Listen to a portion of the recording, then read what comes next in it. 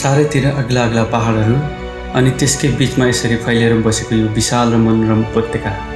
पहाडको काखमा एकदमै शान्त र शीतल भएर बसेको यो सुन्दर बस्ती ढोरपाटन। प्रकृति, धर्म र संस्कृतिको एउटा अनौठो र अद्भुत सङ्गम। नेपालको एकमात्र हन्टिङ रिजर्भ ढोरपाटन। सहरको कोलाहलबाट धेरै टाढा, बादल र डाँडाहरूसँग लुकमारी खेल्ने यो स्वर्गको टुक्रा ढोरपाटन। Welcome back guys. आजको लागि म सुपर एक्साइटेड छु किनभने हामी ढोरपाटनको फाइनल स्टेजमा छौँ। अहिले चाहिँ हामी बुर्तिवाङ बजारमा ब्रेकफास्टको लागि रोकिएका छौँ। हिजो बेलुका एकदमै ठुलो पानी परेको भएर हामीले चार्जिङ सेटअप ढिलो गर्नु पर्यो, त्यसैले हामीले जम्मा 90% मात्र ब्याट्री लिएर निस्केका छौँ।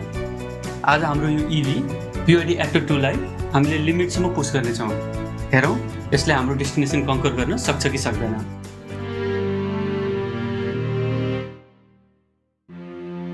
बजारबाट निस्किएपछि हामी बुर्तिवाङबाट उत्तर भुजी खोलाको किनार लाग्ने बाटो समायौँ। पिच बाटो त त्यही सकिन्छ, त्यहाँबाट अगाडि अब कम्प्लिट अफरोड सुरु भयो। अनि जता हेऱ्यो त्यतै कन्स्ट्रक्सनको काम भइरहेको देखिन्छ। बाटो एकदमै साँघुरो भएकोले ओभरटेक गर्न र गाडीलाई पास गराउन एक्स्ट्रा टाइम, धैर्यता र केयर चाहिन्छ।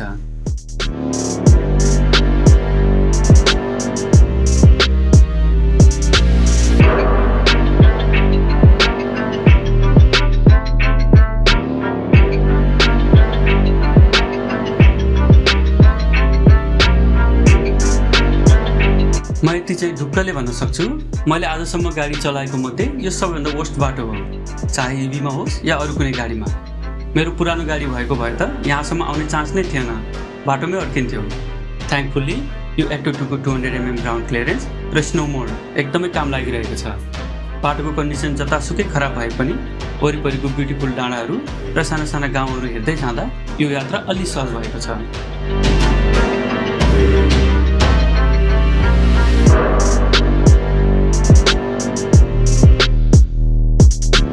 अहिले चाहिँ हामी एउटा ट्र्याक्टरको पछि लाग्दैछौँ। उसले कतै अलिक फराकिलो ठाउँ भेटेर साइड दिने बित्तिकै हामी ओभरटेक गरिहाल्छौँ।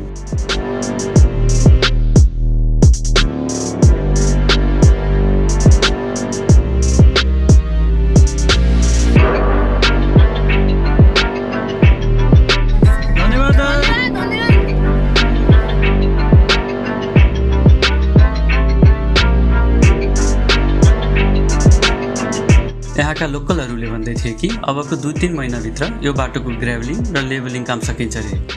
तर यदि हजुरहरू पनि चाँडै यता आउने प्लान गर्दै हुनुहुन्छ भने निस्किनु अघि बाटोको लेटेस्ट अपडेट चाहिँ पक्का बुझ्नुहोला।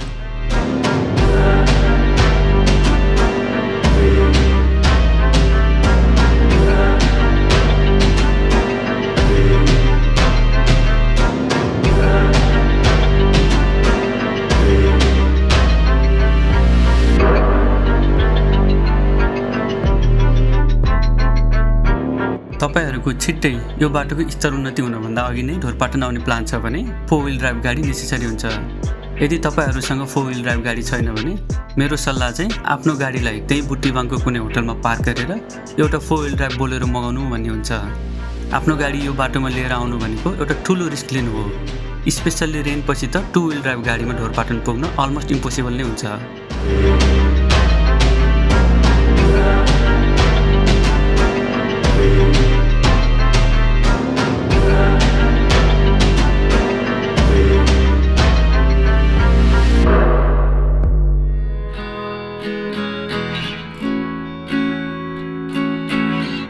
साँच्चै भन्नुपर्दा यस्तो खराब बाटोको कारणले हामी बिच बाटैबाट फर्क्यौँ कि भन्ने लागिरहेको थियो।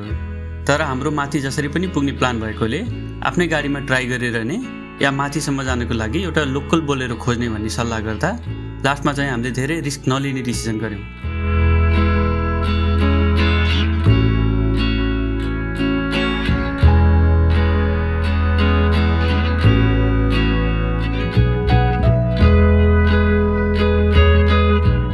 अहिले चाहिँ हामी दोगाडी अथवा दोगडी कसरी प्रोनाउन्स गर्छ खै त्यहाँ आइपुगेका छौँ। यहाँसम्म आइपुग्दा जम्मा 8 किलोमिटर कभर गर्नलाई मात्रै हामीलाई पुरै 1 घन्टा लाग्यो, त्यो पनि एकदम इन्टेन्स ड्राइभिङ गरेर। हामीले भर्खरै एउटा दो बाटो क्रस गर्यौं। यो दो बाटोबाट दायाँतिर लाग्ने बाटो चाहिँ खोलाको पुल तरेर एकदमै राम्रो कालो पत्रे बाटो हुँदै धारखर्क देउरालीतिर जाँदो रहेछ। तर हामी चाहिँ देब्रेतिरको बाटोमा करिब 50 मिटर अगाडि लाग्यौँ र यो सस्पेन्सन ब्रिजको ठिक छेउमा आएर गाडीलाई पार्क गरेर रोकेका छौँ। हामी ढोरपाटन पुगेर फर्किँदासम्म गाडी यहीँ बस्नेछ।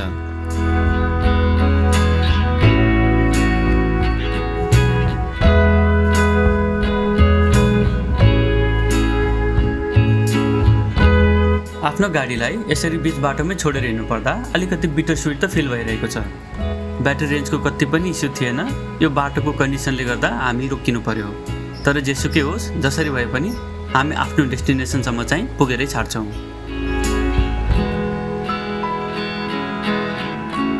करिब 30 मिनट जति हामीले त्यहीँ कुरेर बितायौँ। कुर्दै गर्दा हामी यताउता घुम्यौँ, त्यहाँको रमाइलो भ्युजहरू हेऱ्यौँ अनि सुसाउँदै बगेको खोलाको आवाज सुनेर बस्यौँ। त्यसैले होला त्यो वेट गरेको जस्तो फिल नै भएन। फाइनली हाम्रो बोलेरो आइपुग्यो अनि हामीले आफ्नो अगाडिको यात्रा कन्टिन्यू गऱ्यौँ। म चाहिँ राम्रो भ्युज हेर्न पाइन्छ भनेर अगाडिको सिटमा बसेँ। राइड त्यति कम्फर्टेबल त छैन, तर यो बाटोमा आफैले गाडी चलाउन नपर्दा दिमागबाट एउटा ठुलो लोड हटेको जस्तो भइरहेको छ।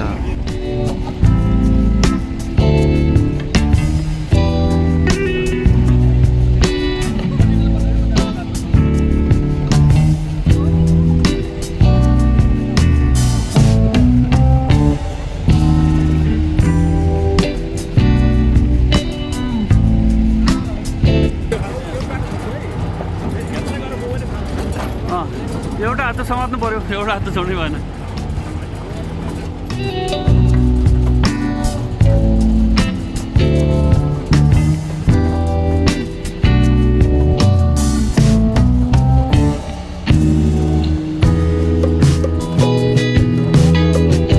अझ राम्रो भ्यू र अलि खुला हावाको लागि म चाहिँ बोलेरोको पछाडि ट्रक बेडमा चढेँ। आफ्नो कार छोडेर हल्का अगाडि बढ्ने बित्तिकै अचानक एउटा जादु जस्तै एकदम राम्रो ग्राभल बाटो आयो। आशा गरौँ बाँकी बाटो पनि चाँडै नै यस्तै राम्रो बन्नेछ।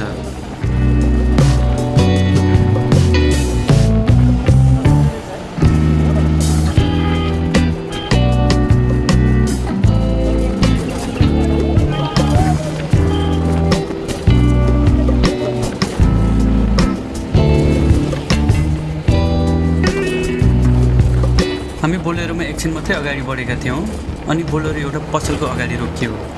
किन रोकेको भनेर सोद्धा डिजल हाल्न रहेछ। पेट्रोल पम्प यो बोलेरोको रुटमा नपर्ने भएर गाडी ओनरले आफ्नो घरमा ड्रममा डिजल ल्याएर राख्नु हुँदो रहेछ, आवश्यकता अनुसारको उपाय।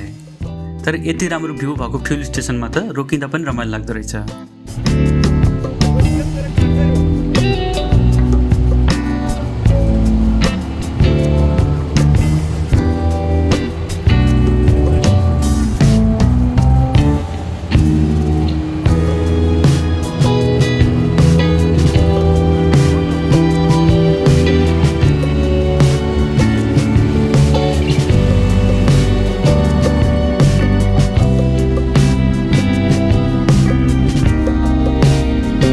तर राम्रो बाटो धेरै बेर टिकेन।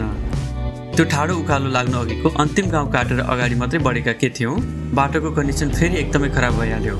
पग्लेको भ्यूले गर्दा बाटो एकदम हिलो बनेको छ, जसले गर्दा हाम्रो यो 4 व्हिल ड्राइभ बोलेरोले पनि स्ट्रगल गर्दैछ। यो हिलो र उकालो बाटोको हालत हेर्दा मलाई मनमा नै एउटा कुरामा खुसी लाग्यो कि हामीले आफ्नो गाडी अगाडि ल्याउने जिद्दी गरेनौँ, नत्र हामी यहाँ नराम्रोसँग अड्किन्थ्यौँ।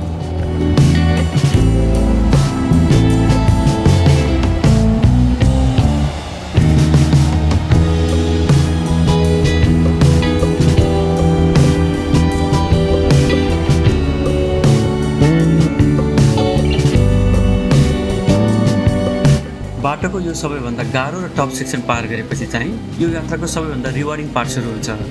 यहाँ आइपुगेपछि वेदर नै एकदमै फरक फिल हुन्छ अनि हिमालहरू त आँखै अगाडि एकदमै नजिकै देखिँदो रहेछ। यहाँका रुखहरू र बाटोको भाइब नै छुट्टै छ। अझ बाटोको छेउछाउमा लालीगुराँससँगै हिउँ पनि देखिन थालिसक्यो। हामीले बाटोको बिचमा केही गिद्धहरू बसिरहेको पनि देख्यौँ। मैले क्यामेरा अन गरेर रेकर्ड गर्न थाल्दासम्म त उनीहरू उडिसकेका थिए, तर मलाई चाहिँ उनीहरू हामीलाई स्कट गर्दै हाम्रो गाडीसँगै उडिरहेको जस्तो फिल भयो।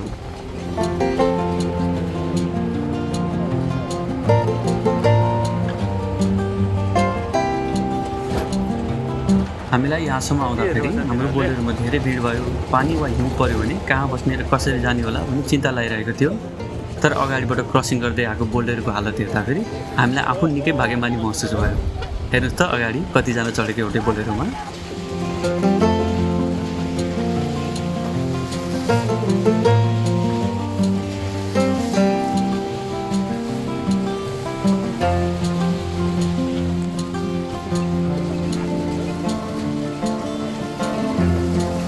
गुड्दा गुड्दै अहिले चाहिँ हामी यो पुरै यात्राको सबैभन्दा हाइएस्ट पोइन्टको नजिकै आइपुगेका छौँ। बाटोको छेउमा आर्मीले राखेको केही साइन बोर्डहरू पनि देखिन थाल्यो।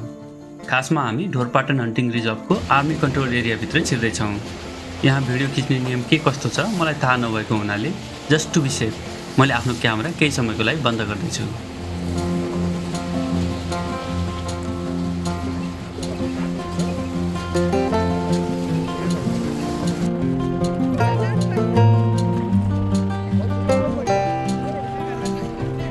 ल है हामी देउराली आइपुग्यौँ। यहाँबाट देखिने यो सिधै आँखा अगाडिको भ्यू त एकदमै मेस्मराइजिङ छ। हाम्रो डेस्टिनेसनको यो पहिलो झलक देख्ने बित्तिकै यात्राको त्यो सबै थकान र टेन्सन एकैछिनमा कहाँ हरायो कहाँ। समुद्र सतहबाट 2950 मिटरको उचाइमा रहेको यो देउराली चाहिँ ढोरपाटनको गेटवे हो। यहाँ चाहिँ नेसनल पार्कको इन्ट्री फी तिर्नुपर्ने हुन्छ।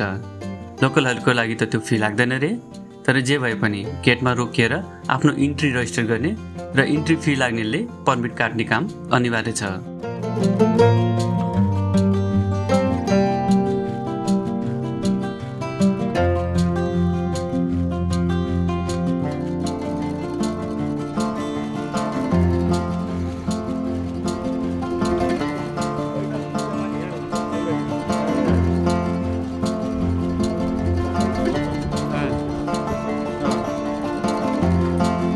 देउरालीबाट अब हामी ढोरपाटनतिर ओह्रालो लाग्छौँ।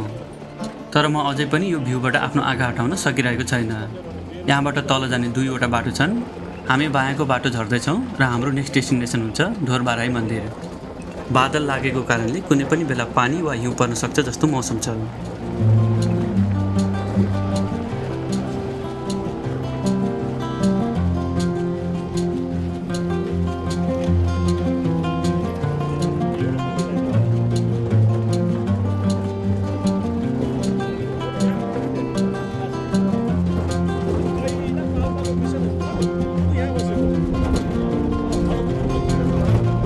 वरिपरि अग्ला र हिउँले ढाकिएका पहाडहरू भए पनि फेदीको त्यो विशाल खुला पाटन देख्दा हामी करिब 3000 मिटरको उचाइमा छौँ भन्ने फिल नै हुँदैन।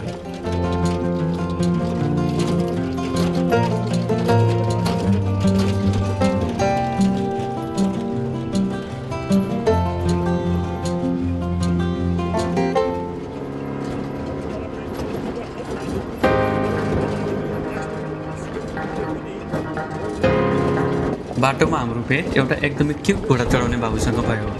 हामीले उसको घोडा चढिदिन्छौँ कि भन्ने एउटा सानो आश बोकेर ऊ आफ्नो घरदेखि ढोरबाराई मन्दिरको गेटसम्मै घोडामा हाम्रो पछि पछि आयो। तर बिचरा ऊ भर्खरै चिसो पानीले नुहाएर आएको भएर जाडोले बेसरी कापिरहेको थियो। हामीले गाडी रोकेर उससँग अलिबेर एकदमै रमाइलो कुराकानी पनि गऱ्यौँ।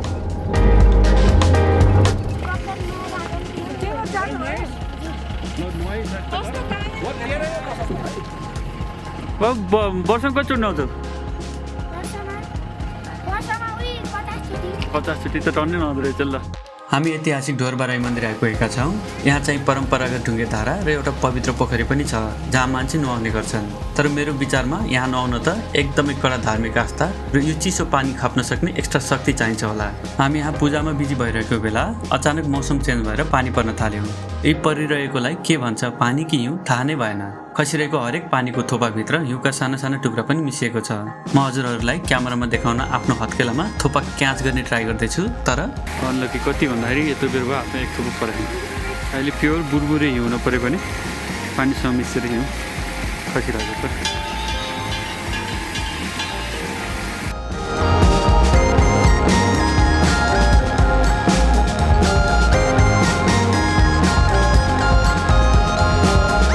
अहिले दिउँसोको 1 बजिसक्यो अनि हामीहरू सबै भोकाएका, कोल्ड र भिजेका छौँ। फाइनली हामी द ब्लू सिप होटल आइपुग्यौँ। यहाँ आएर बल्ल हामीले अलिकति न्यानो र मजाको रेस्ट पायौँ। यहाँ चाहिँ अर्डर गरेपछि मात्रै फ्रेस खाना पकाउने भएकोले तयार हुन अलि टाइम लाग्छ।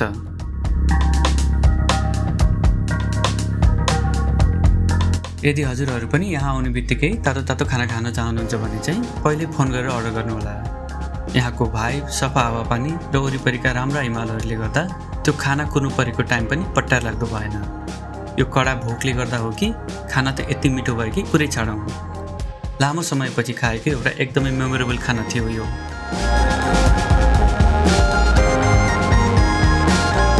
आजको रात त्यही बिताउने प्लान थियो, तर अल्टिच्युड जम्मा 3000 मिटर जति मात्रै भए पनि हाम्रो ग्रुपको एकजना साथीलाई अलिअलि अल्टिच्युड सिकनेस भइहाल्यो, जसले गर्दा उहाँले खाना पनि कति खान सक्नु भएन।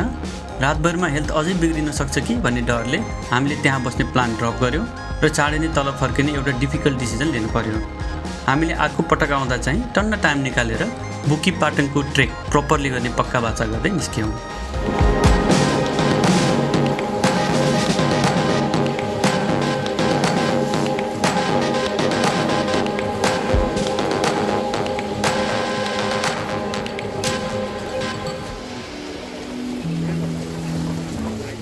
जाँदा दुःख दिएको बाटोले पनि फर्किँदा ओह्रालो भएर होला खासै दुःख दिएन।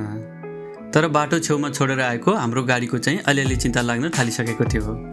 लगभग 6 घन्टा भइसकेको थियो गाडी त्यत्तिकै छाडेको। फर्कने क्रममा ठाउँमा हेर्दा बाटो बनाउने काम राम्रो भइरहेको देख्न सकिन्थ्यो।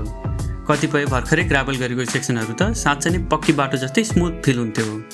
यो देखेर मलाई एकदम ठुलो आशा जागेको छ कि अर्को पटक हामी जब बुकी पाटन ट्रेकको लागि आउनेछौँ तबसम्म यहाँको बाटो कम्प्लिटली बनिसकेको हुनेछ।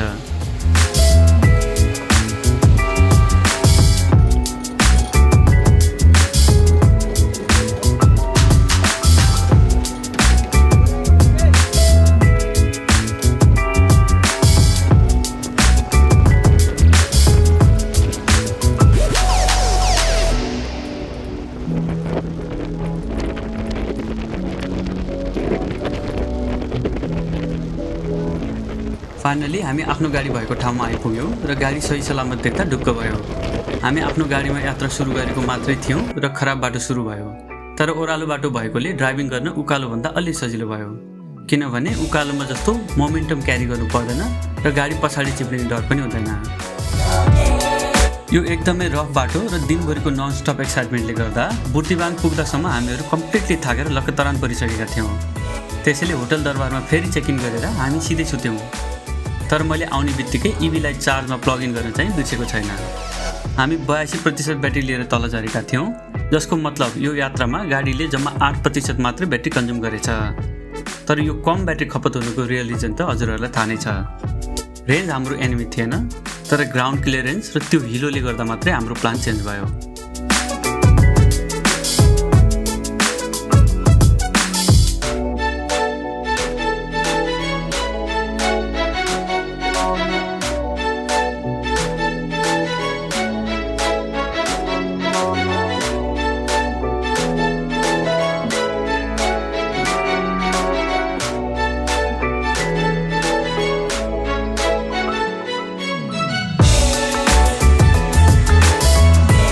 नेक्स्ट डे अर्ली मर्निङमा हामी ब्रेकफास्ट पनि नगरिकन हाम्रो गाडीको 100% ब्याट्री लिएर चितवनको लागि चाँडै निस्क्यौँ।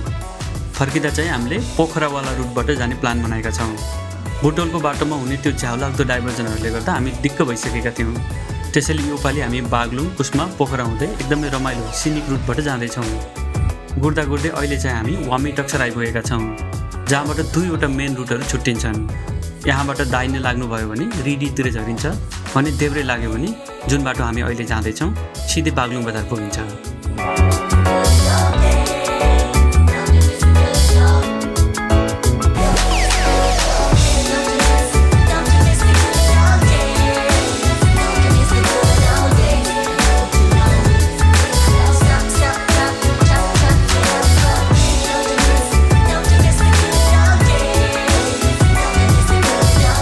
हामी बागलुङ बजारतिर के मुडिएका थियौँ, पानी पर्न थालिहाल्यो अनि पुरै बाटोभरि ननस्टप पानी पर्यो।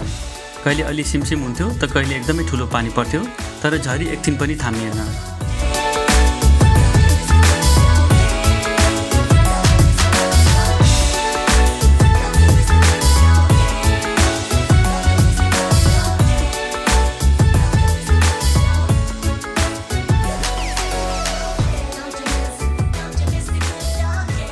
हामी अस्ति आएको र आज फर्किन लागेको दुईटा रुटको कम्पेयर गर्दाखेरि यदि त्यो टेम्पोररी डाइभर्जनहरूलाई कन्सिडर नगर्ने भने दुईटै बाटो मलाई लगभग उस्तै नै लाग्यो। तर म फेरि यहाँ आउनु पर्यो भने चाहिँ मैले रिडीकै बाटो छान्छु। किन भन्दाखेरि त्यो बाटोमा धेरै ठाउँमा चार्जेस एभाइलेबल छ र बाटोको कन्डिसन पनि यहाँभन्दा मार्जिनल्ली बेटर छ।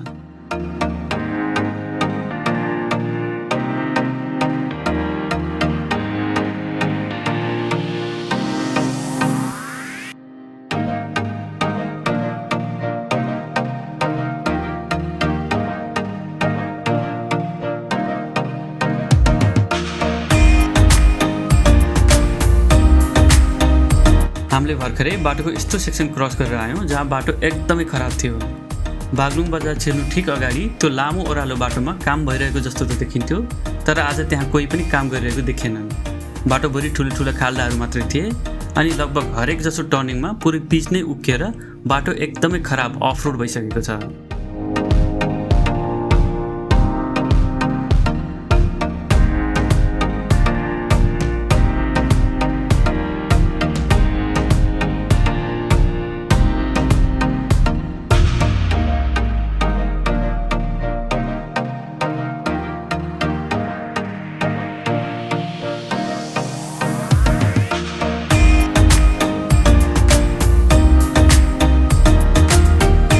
हामीले केही एकदमै भिरालो डाँडाहरूमा उकालो र ओह्रालो गर्दै आयौँ अनि विन्डस्क्रिनमा लागेको कुहिरो हटाउनको लागि एसी पनि लगातार अन राख्नु परेको छ। बाटोमा गाडी चार्ज गर्नुपर्छ कि पर्दैन, लेट्स सी। म चाहिँ एकदमै एब्सोल्युटली नेसेसरी नभएसम्म बिचमा चार्ज नगर्ने सोचमा छु। हेरौँ ब्याट्रीले कतिको धान्छ।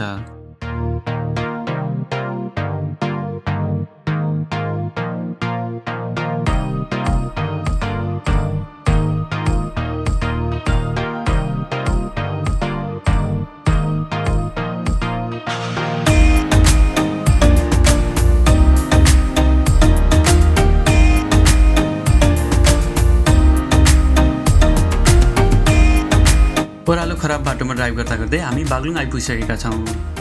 यो अगाडि देखिने हाइवे बेनी बागलुङ हाइवे हो। यहाँबाट देब्रेतिर लाग्यो भने बेनी हुँदै मुस्ताङतिर लैजान्छ, तर हामी चाहिँ मालडुङ्गातिर जान दाहिने मोडेर अगाडि बढ्नेछौँ।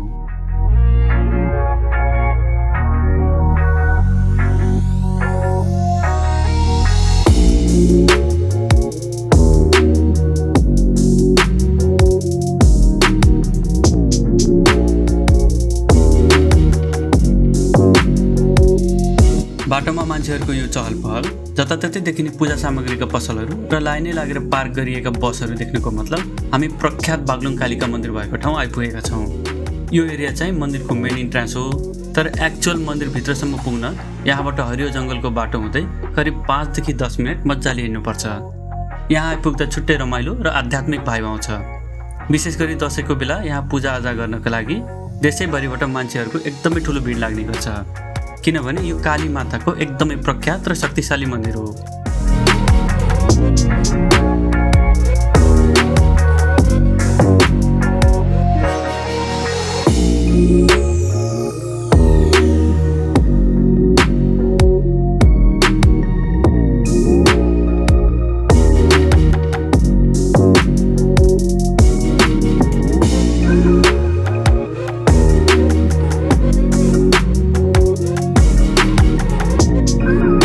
आज बिहान बाटोमा रोकेर लाइट ब्रेकफास्ट मात्रै गरेको भएर होला अहिले 11 बज्न लाग्दा त पेटमा मुसा दौडिन थालिसक्यो। हामी कुस्माको एकदमै नजिकै आइपुगेका छौँ र आजको हाम्रो लन्च ब्रेक यही कुस्मामै हुनेछ। हामी हाइवेकै छेउमा रहेको एउटा राम्रो थकाली रेस्टुरेन्टको खोजीमा छौँ। यो सानो तर एकदमै भाइब्रेन्ट सहर आजभोलि एक्सट्रिम एडभेन्चर स्पोर्ट्सको एउटा ठुलो हब बनेको छ। संसारकै one of the highest bungee jump भएको प्रख्यात द क्लिफ पनि यही सहरमा पर्छ।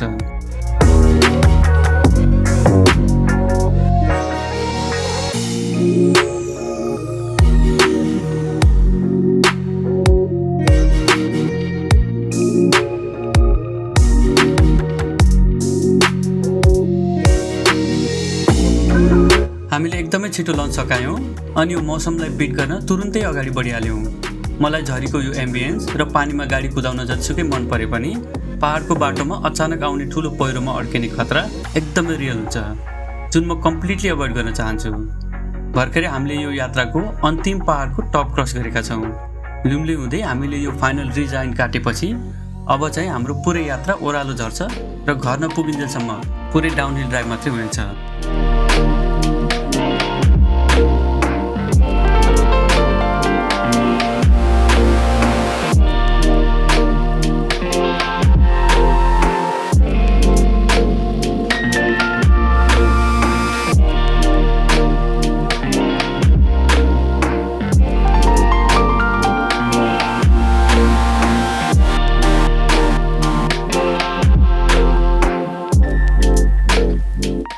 झर्दै हामी 42% ब्याट्री बाँकी रहँदा पोखरा आइपुग्यौँ।